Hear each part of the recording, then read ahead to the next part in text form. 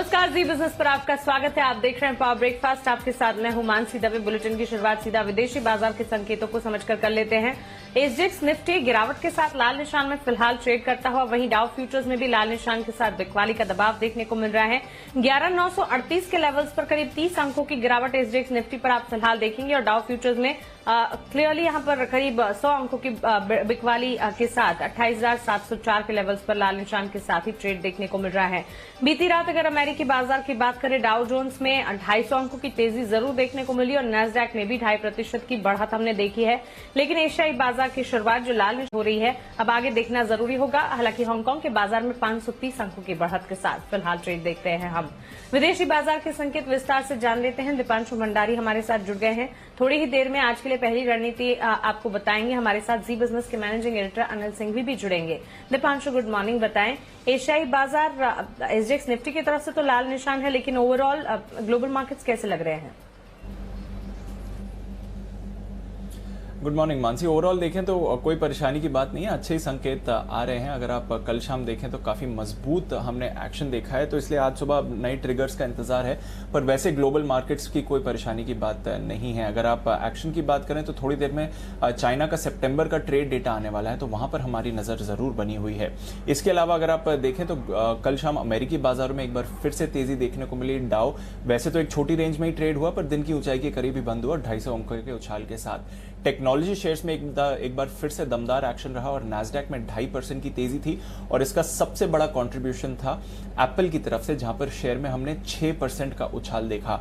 आज शाम एप्पल अपने नए आईफोन लॉन्च करने वाला है। 3 साल बाद एक मेजर अपग्रेड मिलने वाला है जहां तक इनकी पूरी आईफोन प्रोडक्शन लाइन का सवाल है, और ये पहली आईफोन की सीरीज होगी जो अब 5G रेडी होगी। तो काफ़ी एक्साइटमेंट है इसको लेकर बाजार में, इसलिए हम देख भी रहे हैं कि एप्पल के शेयर में भी तेजी आई है और इसकी वजह से यूएस मार्केट्स में भी तेजी आती हुई दिखी है। इसके अलावा एक और दिग्गज शेयर डिज्नी, इसके शेयर में हमने कल 5% की तेजी देखी। ये अपने बिजनेस की रिस्ट्रक्चरिंग कर रहे हैं, अपना पूरा मीडिया कारोबार एक ही कंपनी में केंद्रित करेंगे और ज़्यादातर फोकस अब ऑनलाइन स्ट्रीमिंग और कॉन्टेंट पर इनका रहेगा, तो वहां पर भी हमने तेजी देखी। इसके अलावा कई दिग्गज बैंक्स और साथ ही एयरलाइंस के आज नतीजे आने वाले हैं, तो वहां पर बाजार की नजर जरूर रहेगी। स्टिमुलस पर अभी भी चर्चा चल रही है, तो वहां पर अभी भी उम्मीद बनी हुई है। हालांकि अब संकेत ऐसे आ रहे हैं कि एक बड़ा स्टिमुलस प्लान शायद नहीं आएगा, पर छोटे छोटे स्टिमुलस पैकेजेस आ सकते हैं। यूरोप के बाजारों की बात करें तो यहां पर मिला जुला एक्शन रहा, पर ज्यादातर पॉजिटिविटी ही देखने को मिली। इसके अलावा कच्चे तेल में हमने 3% की गिरावट देखी है। जैसे कि हम बता रहे हैं बार बार कि प्रोडक्शन अब वापस आ रहा है गल्फ ऑफ मेक्सिको और नॉर्वे के डिस्ट्रप्शन के बाद, तो इसलिए ऊपरी स्तरों से तेल में गिरावट आती हुई दिख रही है। सोना और गोल्ड दोनों ही, सोना और डॉलर दोनों ही हमने दायरे में ही ट्रेड होते हुए देखा। हालांकि सोने में हल्की सी बढ़त कल शाम को जरूर हुई थी। बिल्कुल दीपांशु, शुक्रिया ये जानकारी के लिए और हमारे साथ जुड़ने के लिए। तो भले ही एशियाई बाजार में एसजीएक्स निफ्टी की तरफ से हल्की सी बिकवाली है, लेकिन संकेतों को अगर देखें तो यहाँ पर सकारात्मक संकेत ही ज्यादातर मिलते हुए देखने को मिल रहे हैं। एशियाई बाजार आगे किन लेवल्स पर ट्रेड कर रहे हैं ये हम जरूर देखते रहेंगे। लेकिन कल के कारोबारी सत्र में संस्थागत निवेशकों ने क्या किया, ये जरा देखिए। कैश मार्केट में एफआईएस की खरीदारी जरूर है, लेकिन वायदा बाजार में एफआईएस की बिकवाली के आंकड़े आते हुए देखने को मिल रहे हैं। कैश मार्केट में 615 करोड़ की खरीदारी के आंकड़े एफआईएस की तरफ से, वहीं कैश मार्केट में डीआईएस ने 1029 करोड़ की बिकवाली की है और वायदा बाजार में एफआईएस की तरफ से 3033 करोड़ की बिकवाली के आंकड़े आते हुए देखने को मिले हैं। तो 615 करोड़ की खरीदारी कैश मार्केट में एफआईएस की तरफ से, लेकिन 3033 करोड़ की बड़ी बिकवाली वायदा बाजार में एफआईएस करते हुए देखने को मिल रहे हैं। अब सीधा रुक करते हैं हमारे स्पेशल सेगमेंट का, जहां हम रोज बात करते हैं जी बिजनेस के मैनेजिंग एडिटर अनिल सिंघवी से।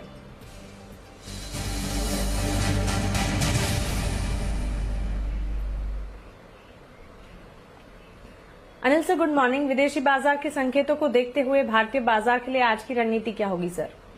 Good morning Mansi. देखिए, मुझे लगता है कि थोड़ा सा बाजार यहाँ पर वक्त बिताने के मूड में 12,000 का अहम आंकड़ा है, 24,000 का बड़ा आंकड़ा है बैंक निफ्टी का, उसके आसपास कल हम पहुंचे, छुआ भी और उससे थोड़ा सा नीचे आए हैं। मिले जुले संकेत आप कह सकते हैं एक तरह से, जहाँ भारतीय बाजारों में हल्की से प्रॉफिट बुकिंग का माहौल कल देखने को मिला ऊपरी स्तरों से। उसके बावजूद सेंसेक्स निफ्टी तो हरे निशान में बंद हुआ है, बैंक निफ्टी जरूर थोड़ा सा कमजोर रहा है। तो मुझे लगता है कि एक सीमित दायरे में दोनों तरफ आज ट्रेड करने का मौका मिल सकता है। जिस तरह से एसजीएक्स निफ्टी दिखा रहा है, अगर कमजोर शुरुआत होगी तो निचले स्तरों से रिकवरी आती हुई दिखेगी, और मजबूत शुरुआत होगी तो थोड़ी प्रॉफिट बुकिंग और फिर से निचले स्तरों पर आपको खरीदारी के मौके मिलेंगे। लेकिन कोई खास बड़ा उतार चढ़ाव हो, इसकी संभावना कम नजर आ रही है। और इसलिए आज से अगर आप देखें तो 11,825, 11,875 ये निफ्टी पर सपोर्ट रेंज है, और मुझे लगता है कि इस रेंज में अगर बाजार आता है तो यहाँ पर खरीदारी के मौके बनेंगे। 11,975, 12,025 ये 50 पॉइंट की रेंज ऊपरी रेंज है जहाँ पर प्रॉफिट बुकिंग आती दिखेगी। तो बड़ी खरीदारी तभी होगी जब 12,025 के पार निकलकर बाजार ट्रेड करना शुरू करे, और पहली समस्या बाजार में तभी होगी जब 11,800 के नीचे निफ्टी बंद होने की कोशिश करे, तो थोड़ा सा लगेगा कि अब करेक्शन का मूड बन सकता है। बैंक निफ्टी का जहां तक सवाल है, यहाँ रेंज थोड़ी सी बड़ी है और बैंक निफ्टी ने करेक्शन की शुरुआत कल पहले दिए हैं। पहले यहाँ पर हल्की सी 135 अंकों की कमजोरी के साथ जो क्लोजिंग हुई है, इमीडिएटली बैंक निफ्टी पर 23,450, 23,550 का सपोर्ट है। मैं उम्मीद करता हूँ कि आज टूटना नहीं चाहिए। ये टूटा तो फिर 300 पॉइंट की और नीचे की जगह बैंक निफ्टी में खुल जाती है। ऊपरी स्तरों पर 23,950, 24,150 ये 200 पॉइंट की रेंज ऐसी है जहां पर प्रॉफिट बुकिंग आती दिखेगी। 24,200 के पार निकल कर टिके तो 250-300 पॉइंट की तेजी बैंक निफ्टी में भी और बड़ी वहां से बन सकती है। तो मुझे लगता है रेंज बाउंड ट्रेड रहना चाहिए। जहां एक और संकेत अमेरिका से अच्छे हैं, दूसरी ओर डाउ फ्यूचर्स थोड़े से सुस्त हैं। एफआईएस की तरफ से कैश में थोड़ी खरीदारी है, लेकिन वायदा कारोबार में बिकवाली है। तो मुझे लगता है कि इन लेवल्स पर बाजार थोड़ा सा वक्त बिताने की कोशिश करेंगे। बिल्कुल अनिल सर, शुक्रिया ये तमाम जानकारी के लिए और हमारे साथ जुड़ने के लिए। तो आज कॉशियस सा नजरिया, सतर्कता जरूर बरतनी होगी आपको, क्योंकि जो संकेत मिल रहे हैं, आप देखिए जिस तरह से अमेरिकी बाजार की बढ़त देखने को मिल रही है, लेकिन ठीक उसके सामने डाउ फ्यूचर्स की तरफ से, एसजीएक्स निफ्टी की तरफ से शुरुआती तौर पर यहां पर एसजीएक्स निफ्टी लाल निशान के साथ ट्रेड करता हुआ देखने को मिल रहा है। एफआईएस कैश मार्केट में जरूर खरीदारी कर रहे हैं, लेकिन वायदा बाजार में बिकवाली के बड़े आंकड़े हैं। इन तमाम चीजों को ध्यान में रखते हुए जो रणनीति है, इस पर खास ध्यान रखना होगा आपको आज। और आज सीमित दायरे में ट्रेड जरूर देखने को मिल सकता है। अगर ट्रेडिंग रेंज की बात करें, 11,825 से 11,875 निफ्टी के लिए सपोर्ट जोन्स का काम करेंगे। 11,975 से 12,025 की ऊपरी रेंज है जिसे आपको मानकर चलना है। 11,800 के नीचे सतर्कता और ज्यादा बरतनी होगी, क्योंकि वहां और ज्यादा गिरावट हावी होती हुई देखने को मिल सकती है। लेकिन 12,000 के पार और ज्यादा तेजी की पूरी गुंजाइश बनती हुई देखने को मिल रही है। बैंक निफ्टी 23,450 से 23,550 के दायरे को सपोर्ट जोन्स के तौर पर आप मानकर चलें। 23,950 से 24,150 की ऊपरी रेंज है जिसको आज के लिए आपको ध्यान में रखना होगा। आगे बढ़ते हैं और अब जान लेते हैं कि खबरों के चलते कहां पर एक्शन देखने को मिलेगा। खबरों वाले शेयर्स लेकर आज हमारे साथ कुशल गुप्ता जुड़ गए हैं। कुशल, गुड मॉर्निंग, बताएं। Good morning Mansi. आप देखिए नतीजों के लिहाज से आज विप्रो पर नजर रखिए, साथ ही इनकी बाईबैक पर भी आज बोर्ड बैठक होने वाली है। इसके अलावा कैश स्पेस से कर्नाटका बैंक और टाटा स्टील लॉन्ग प्रोडक्ट्स के नंबर्स आते हुए नजर आएंगे। साथ ही लोन मोरेटोरियम मामले पर आज सुप्रीम कोर्ट में सुनवाई होनी है, तो देखना होगा कि वहां से कैसा फैसला निकल कर आता है। इसके अलावा फेडरल मोगल का ओएफएस अपडेट मैं आपको दे दूं, आज रिटेल निवेशकों के लिए ये ओएफएस खुलता हुआ नजर आएगा, और कल जो है नॉन रिटेल निवेशकों के लिए खुला था। बहुत ही सुस्त रिस्पॉन्स देखने को मिला है, करीब 4.47% जो है ये ओएफएस भरता हुआ नजर आया है। इनफैक्ट इसकी जो प्राइसिंग रखी गई थी वो 342 रुपए प्रति शेयर पर रखी गई थी, जो 21% जो है सिग्निफिकेंट डिस्काउंट पर जो है ये प्राइसिंग जो है हमें देखने को मिली थी। और कल भी हमें ये ओएफएस में काफी ज्यादा जो है इनके प्राइसेस में काफी ज्यादा गिरावट देखने को मिली थी। ईआईएच का राइट्स इश्यू जो है वो आज बंद होगा, और कुल साइज जो है 350 करोड़ रुपए का था, और प्राइसिंग जो रखी गई थी वो 65 रुपए प्रति शेयर के भाव पर रखी गई थी। साथ ही शैलरी के नंबर्स कल पोस्ट मार्केट आते हुए नजर आए थे। नंबर्स वाईओवाई आधार पर काफी अच्छे हैं। मुनाफे में 84% की बढ़त के साथ 24.2 करोड़ का जो है प्रॉफिट कंपनी ने पोस्ट किया। साथ ही कंपनी की मार्जिन्स भी 22% से बढ़कर 26.4% होती हुई नजर आई है। साथ ही एसआरएफ पर फोकस रखिए, इन्होंने 750 करोड़ का क्यूआईपी लॉन्च किया है। क्यूआईपी का जो फ्लोर प्राइस है वो 4168.73 पर शेयर तय किया गया है, ऑलमोस्ट 4.5% डिस्काउंट पर है, और हो सकता है कि फ्लोर प्राइस पर आपको 5% तक डिस्काउंट मिलने की भी संभावना है। साथ ही सिप्ला पर नजर रखिए, सब्सिडियरी जो इनकी एवेन्यू थेराप्यूटिक्स है उसको यूएसएफडीए से रिस्पांस लेटर मिलता हुआ नजर आया है। इसके अनुसार रिस्पांस लेटर जो है ट्राइमोडल जो 4 इनकी दवा है उसको यूएसएफडीए से मंजूरी नहीं मिलेगी, तो जाहिर सी बात है कि इनके लिए ये नेगेटिव खबर साबित होती हुई नजर आ सकती है। साथ ही टेलीकॉम स्टॉक्स फोकस में रहेंगे। इन्होंने जुलाई के आंकड़े घोषित किए हैं जिसमें एयरटेल ऑलमोस्ट 32.6 लाख ग्राहक जोड़ते हुए दिखे हैं। साथ ही जियो सबसे ज्यादा ग्राहक इन्होंने जून में भी जोड़े थे और इस बारी भी 35.5 लाख ग्राहक ये जोड़ते हुए नजर आए। और वोडाफोन आइडिया अगर आप देखें तो ऑलमोस्ट 37.3 जो सब्सक्राइबर्स है लाख वो गिरते हुए नजर आए हैं। साथ ही लक्ष्मी विलास बैंक, इस पर नजर रखिए, 15 अक्टूबर को बोर्ड बैठक होने वाली है। राइट्स इश्यू और QIP के जरिए ये करीब 1000 करोड़ रुपए जुटाने की योजना बना सकते हैं, तो इस पर फैसला लिया जाएगा। इसके अलावा आशीष कचौलिया जो दिग्गज निवेशक है, उन्होंने ADF फूड्स में ऑलमोस्ट 1.14% की खरीदारी की है, स्टेक बढ़ाया है इसमें। और साथ ही DFM फूड्स, यहां पर भी इन्होंने अपनी हिस्सेदारी 2% से बढ़ाकर 2.84% ये करते हुए नजर आए थे।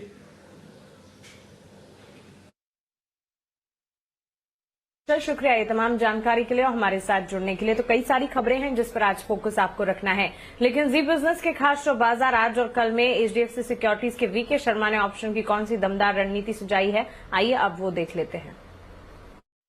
ज्यादा कॉन्फिडेंस मुझे इन्फोसिस में है, हालांकि मैं इन्फोसिस के साथ साथ मारुति भी बता रहा हूँ, लेकिन इन्फोसिस में कॉन्फिडेंस ज्यादा है।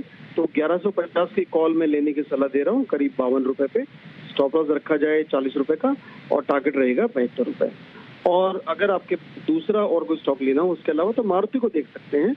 वो इसके चलते हुए कि जो आज रिवाज जो अनाउंसमेंट हुआ उसके चलते हुए ऑटोज के अंदर थोड़ी हम तेजी शायद देख पाएंगे कल।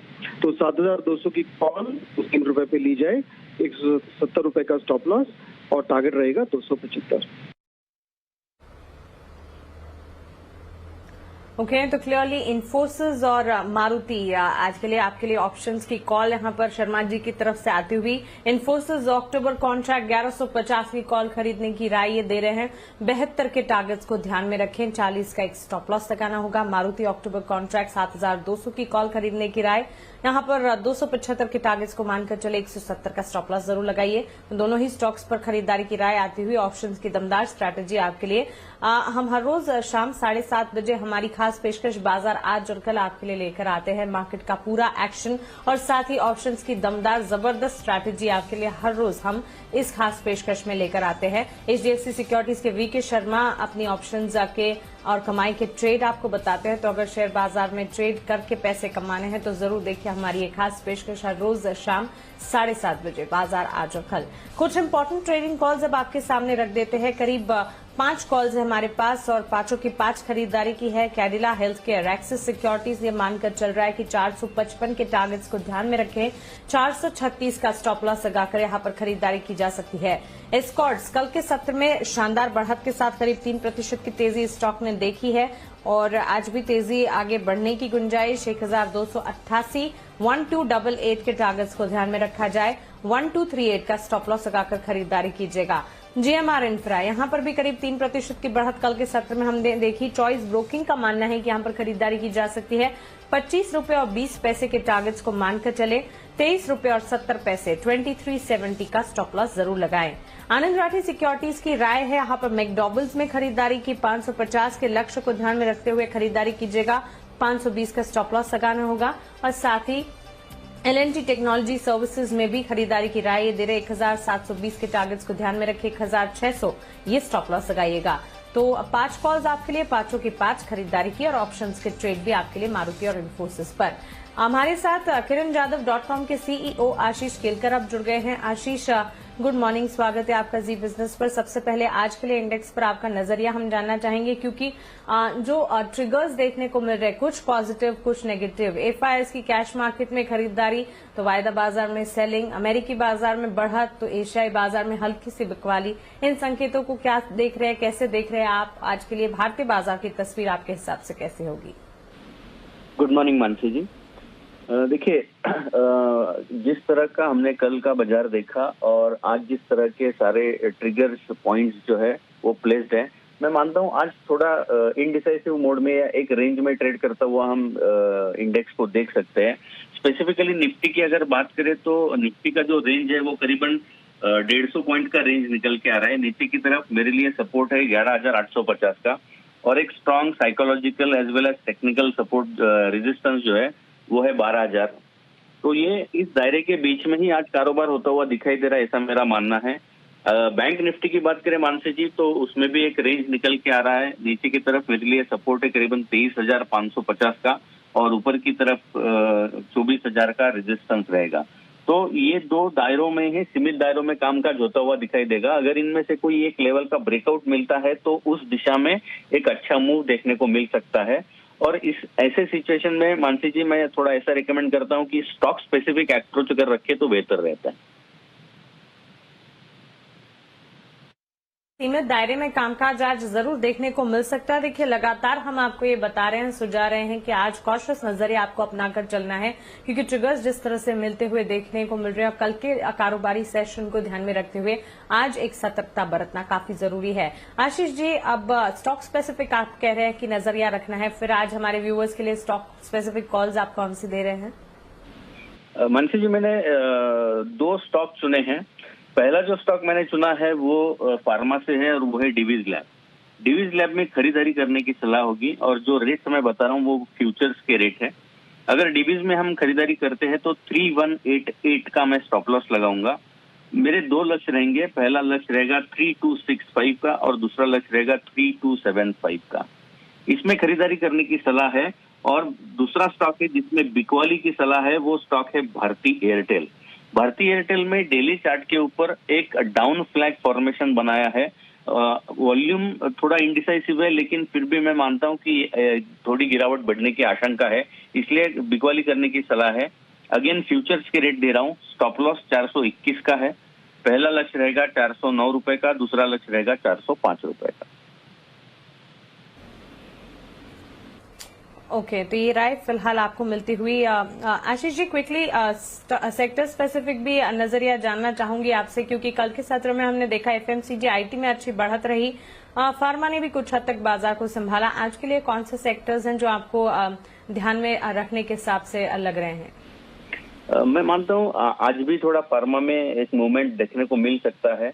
और दूसरा जो काउंटर मेरे रडार पर है वो आईटी ही रहेगा।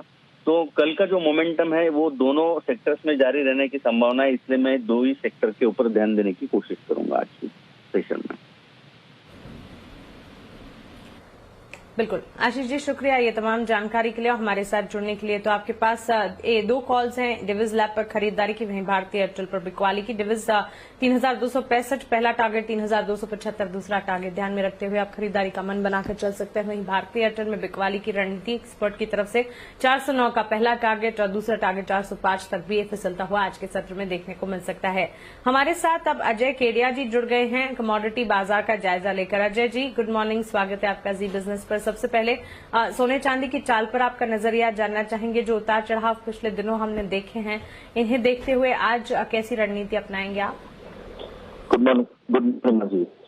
डेफिनेटली पिछले हफ्ते तक हमने देखा था कि डॉलर में जो थोड़ा सा मजबूती थी जिसके चलते सोने चांदी में गिरावट थी, बट अब फिर से डॉलर दबाव में आना चालू हो चुका है। इंटरनेशनल की अगर हम बात करें तो गोल्ड इस वक्त अगर 1920 के करीब चल रहा है, जो काफी अच्छा ट्रिगर है। अगर प्राइस कंटिन्यू 1920 के ऊपर ट्रेड रहता है, क्योंकि कोविड का कंसर्न अभी भी बनना चालू हो चुका है, डॉलर में फिर से गिरावट आना चालू हो चुकी है, जो कहीं ना कहीं गोल्ड को एक ब्रेकआउट देता है। डोमेस्टिक मार्केट पे भी हमने 51,000 के ऊपर कंटिन्यू होल्ड करते हुए देखा है। तो मुझे लगता है आज थोड़ा अगर पुल बैक मिलता है 50, 900, 950 तक, वहां पे आप लेके चलिए। अपसाइड 51,250 तक का लेवल लग रहा है। वहीं चांदी भी इंटरनेशनल में $25 के ऊपर अच्छे से ट्रेड कर रही थी। कल यूएस मार्केट बंद था, जिसके चलते कोई वॉल्यूम ज्यादा पार्टिसिपेशन नहीं था। डोमेस्टिक मार्केट में चांदी भी मुझे लगता है कि 62,500 का रेंज काफी अच्छा रहेगा। यहाँ पे लेके चलिए, 64,000 तक का लेवल देखने मिल जाएगा।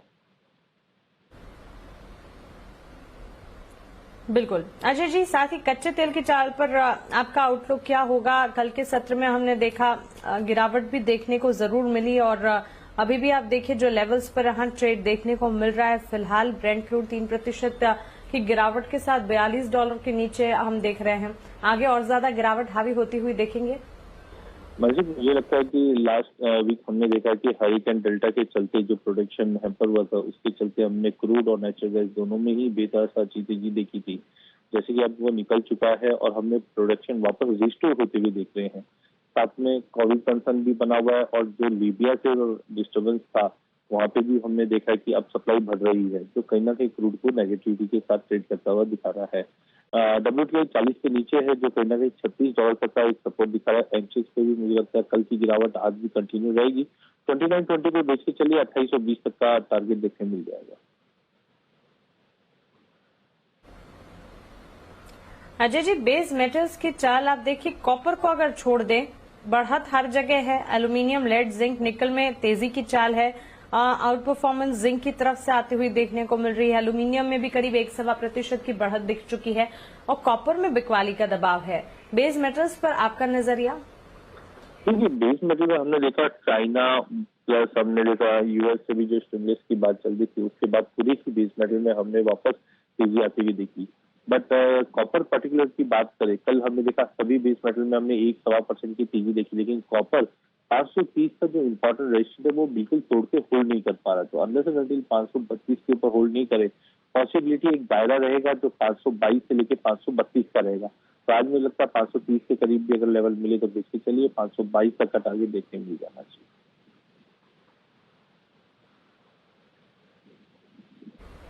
अजय जी, साथ ही करेंसी, आज के लिए करेंसी पर आपका आउटलुक क्या होगा? करेंसी में हमने देखा कल हमने काफी अच्छी रिकवरी आती हुई देखी डॉलर के अंदर। डोमेस्टिक मार्केट भी काफी यूएसडी में बाउंस आया था, बट एक दायरा बना हुआ है इसमें भी 73.20 और 73.60। तो आई थिंक ये दायरे में ही मार्केट मूव करेगा। तो कल जैसे हमने लोअर लेवल से वापस यूएसडी में बाइंग आते हुए देखी है, आई थिंक आज भी ये कंटिन्यू रहेगा, जो 73.30 के करीब ड्रॉप के लेके चलिए, जो 73.60 तक का लेवल देखने मिल जाएगा। बिल्कुल अजय जी, शुक्रिया ये तमाम जानकारी के लिए, सवालों के जवाब देने के लिए, हमारे साथ जुड़ने के लिए। तो यहाँ पर बुलियन मार्केट में खरीदारी की राय आती हुई देखने को मिल रही है। गोल्ड में आप देखिए यहाँ पर 51,250 के टारगेट्स को मानकर चले 50,650 के स्टॉप लॉस के साथ खरीदारी की जा सकती है। सिल्वर में भी खरीदारी का रुख अपना सकते हैं, 64,000 के लेवल्स यहाँ पर देखने को मिल सकते हैं। क्रूड, हालांकि बिकवाली का दबाव हम देख रहे हैं, बिकवाली और ज्यादा हावी होती हुई भी दिख सकती है। 2,820 के लक्ष्य को मानकर चले 2,907 का स्टॉप लॉस लगाना होगा। वहीं कॉपर, बेस मेटल्स में आप देखिए कॉपर ही एक मात्र बेस मेटल है जिसमें बिकवाली का दबाव है। इस बिकवाली को और ज्यादा आगे बढ़ते हुए देख 522 के टारगेट्स को ध्यान में रखते हुए 534 का स्टॉप लॉस लगाकर एक सेल कॉल इनिशिएट कीजिएगा। तो क्रूड और कॉपर में बिकवाली की रणनीति, लेकिन गोल्ड सिल्वर में खरीदारी की राय आती हुई देखने को मिल रही है। चलिए जाते जाते एक बार एशियाई बाजार और उसके बाद पहली रणनीति हम आपके लिए यहां पर छोड़ जाते हैं। ग्लोबल मार्केट्स की अगर बात करें, एशियाई बाजार में अब भी बिकवाली का रुख जो है वो कायम है। बुलेटिन की शुरुआत में जितनी बिकवाली थी, हालांकि उतनी ही बिकवाली यहां पर देखने को मिल रही है। 30 अंकों की डाउ फ्यूचर्स 108 अंकों की गिरावट दिखाते हुए हांगकांग के बाजार में अब भी तेजी है। लेकिन साथ ही अगर आज के लिए पहली रणनीति की बात करें, सतर्कता का नजरिया आप अपनाइएगा, ये हम आपको बता रहे हैं। सीमित दायरे में ट्रेड देखने को मिल सकते हैं, दोनों तरफ के मौके जरूर दिखेंगे। लेकिन अगर निफ्टी की चाल की बात करें, 11,825 से 11,875 के सपोर्ट जोन्स निफ्टी के लिए आप मानकर चले। 11,825 के नीचे अगर जाता है तो और ज्यादा गिरावट हावी होती हुई देखने को मिल सकती है। हालांकि 12,000 के पार यहां पर और ज्यादा तेजी, 200-250 पॉइंट्स की तेजी की गुंजाइश है। 11,825 से 11,875 के सपोर्ट जोन्स निफ्टी के लिए, 11,975 से 12,025 की ऊपरी रेंज को मानकर चले। बैंक निफ्टी ज्यादा ध्यान रखिएगा क्योंकि कल के कारोबारी सत्र में बिकवाली का दबाव यहां से आता हुआ देखने को मिला। 23,450 से 23,550 बड़ी रेंज है जिसे सपोर्ट जोन्स के तौर पर हम मानकर चल रहे हैं। 23,950 से 24,150 ऊपरी जोन्स, इस दायरे को ध्यान में रखिए। 23,950 से 24,150 के ऊपरी रेंज को बैंक निफ्टी के लिए आप जरूर मानकर चले। चलिए इसी के साथ पावर ब्रेकफास्ट में फिलहाल इतना ही, मुझे दीजिए इजाजत।